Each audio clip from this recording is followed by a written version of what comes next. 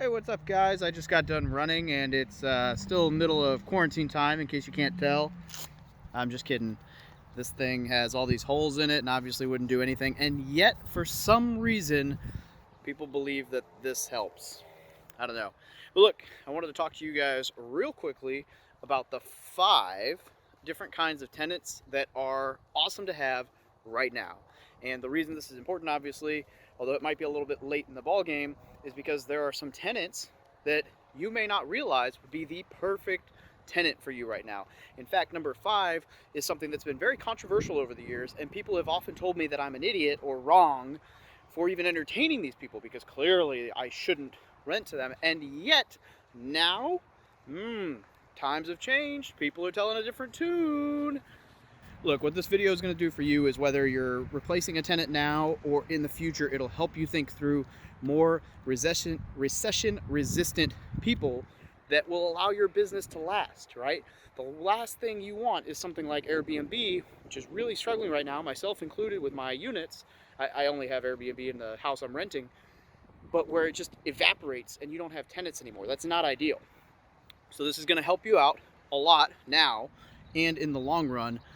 But I just got done running, so I'm going to go ahead and roll back to my house, and I will see you there.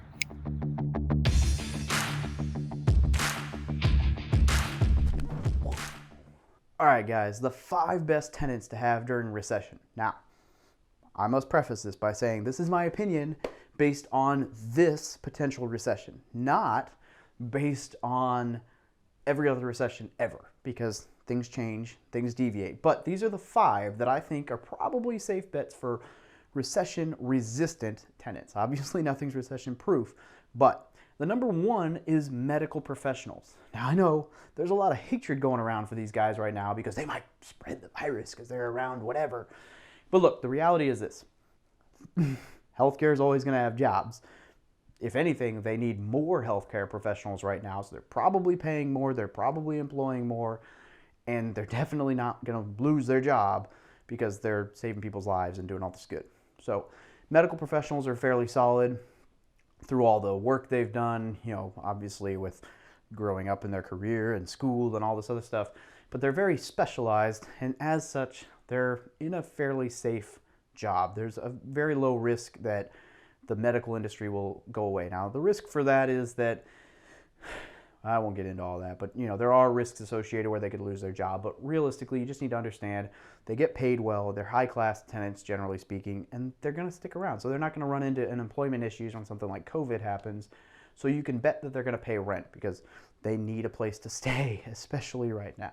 Number 2 is the tech industry, or people who work from home. So if you can find people who are employed by large tech firms or work from home, it's great, because if something like this comes up, then they can stay home. So this one's probably more COVID related, but the reality is these people make great tenants because they're often paid very well. Companies have a little lower overhead when they're able to let their employees work from home and don't have an office, so they can pay very well. They're smart, they're savvy, they obviously need a place to live because they work there. And so my odds are that they're in a fairly recession-resistant occupation, but they get paid well and they're used to working at home anyway. So not to say that this kind of thing is ever going to happen again, but at least going forward with this, they're not going to have to worry about being cut just because their office closed. They're already used to working from home.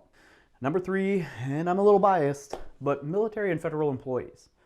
I'm not going to get fired just because the economy is going down.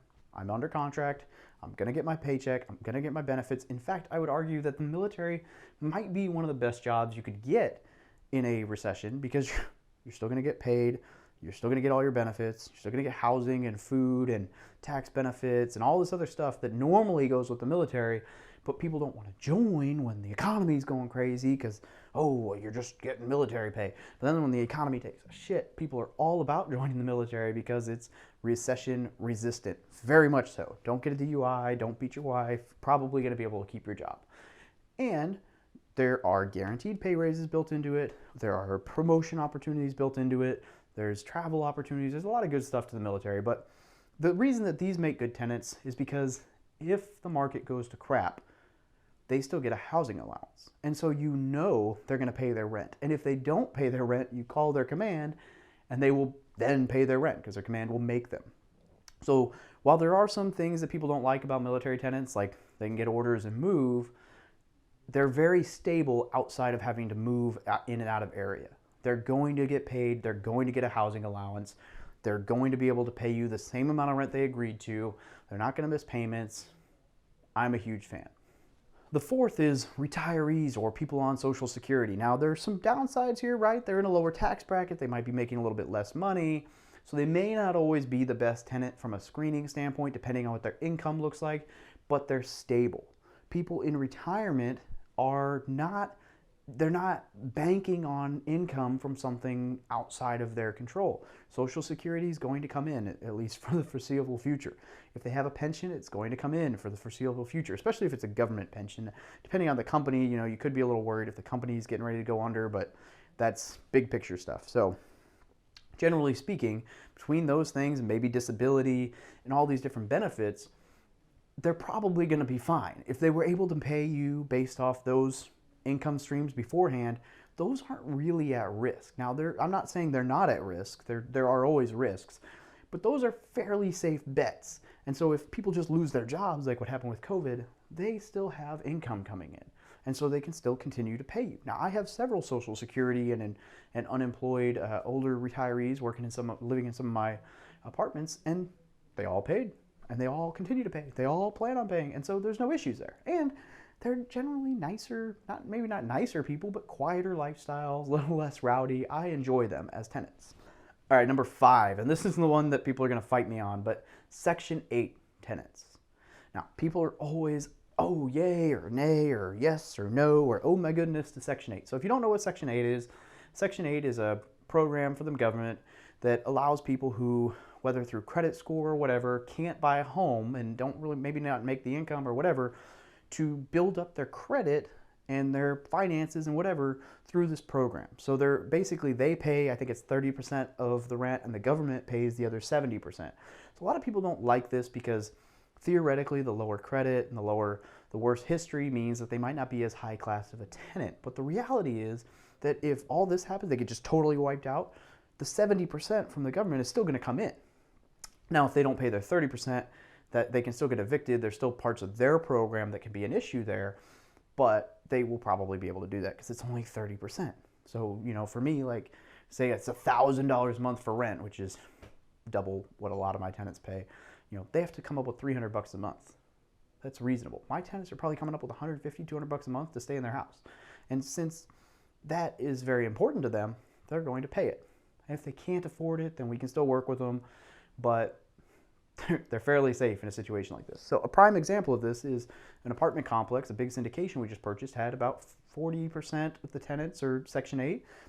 And over time, we're going to renovate and kind of turn those over to higher paying, higher class tenants. But for now, that's great. They're going to come in. There's no issues with that. That's going to come in. Now, some of the downsides to Section 8 is that the government kind of sets the rent cap. So if you're trying to charge a little over market, you might not be able to. There are downsides to Section 8. I've had Section 8 tenants that I had no problem with. I've had Section 8 tenants that actually kind of fit the lower class issue, but financially you're safer, and over recession you're safer. You just got to make sure you vet them accordingly and you know what you're getting into. Okay, now that we've talked about the 5 different types of tenants that are most recession resistant, here's a couple pointers for you.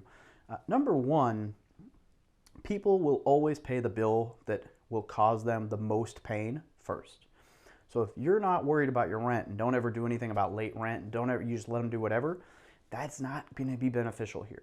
So you need to make sure that they know, I expect rent, I expect this, whatever. Now help them, right? And we'll talk about that in a minute.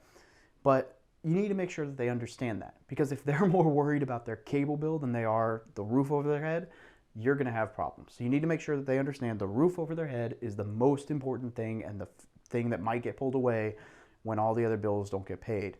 Make sure they understand that, because that way they will pay you first. Now, you need to have some conversations with the tenants. There's some ways to mitigate some of the chaos that's going on. So for example, I took some time to send out a letter and talk to some of my tenants and talk to them about state unemployment opportunities, federal unemployment opportunities, the stimulus, maybe the SBA grant if any of them are business owners. Most of mine aren't. In fact, I don't think any of mine are. but to talk through some of those opportunities and to explain how to apply for that. Because the reality is some of my lower income, so like my Social Security tenants, they might very well make more money through some of these benefits than they normally do. In fact, they probably will, because the stimulus is extra if they were living on just Social Security. Or some of my lower income tenants, have a very minimum wage job in the Midwest, and so the stimulus plus the unemployment, if they got unemployed, will actually be a bonus to them for at least a little while until they get their feet back under them. So you need to make sure you talk through this with them. So don't be afraid to have these conversations with your tenants. Help them through these benefits. Take time to tell them you're there for them, you care for them, you'll work with them if possible. But don't be a pushover on the rent, because again, they need to know that it's the most important bill. And these are just some tips for handling tenants in this situation. Now, there are going to be some issues through all of this. I had a tenant that I was mid-eviction with, and I can no longer evict because of everything that was going on, which is just super unfortunate because this guy wasn't paying rent before all this happened. We were mid-eviction, and now he's definitely not going to be paying rent because there's no reason for him to. They said you can't be evicted. So my biggest concern with him is that he's going to start talking to other tenants and kind of whatever. But most of my tenants paid rent right on time. Some are a little bit late, but they normally are. But I really am not worried about anything other than that one. But that's the importance of cash reserves. That's another video. Just being conservative. So if you're going to buy properties now, these are some of the tenants that I would look for. Now, obviously, you can't just go and hunt for specific tenant classes, but I tell you this to say, don't turn away, Section 8 just because. Like, they might make a great tenant, especially right now. And now you understand that, but you also need to be able to, but you also need to make sure that you're budgeting a little bit extra for vacancy. So if you're budgeting 5%, maybe you budget 10%. We're budgeting 10%, maybe you budget 15%. It probably doesn't need to be that drastic. Realistically, if you were budgeting 10%, maybe you could budget 11%, you'd be okay. But budget more for vacancy, because there is the chance of more churn. If people aren't paying afterwards, you'll have to get rid of some people. There's also just, that is more cash in reserve, which is just better for the what ifs that might arise. So be very conservative about any property that you're buying right now, and just make sure that you're continually looking for opportunities and deals and see what's out there. All right. I hope you got something out of this. Those were the 5 tenants I recommend and some tips for mitigating vacancy. Definitely subscribe if you got something out of this, and smash the like button. It really helps the YouTube algorithm. I appreciate it. Have a great day.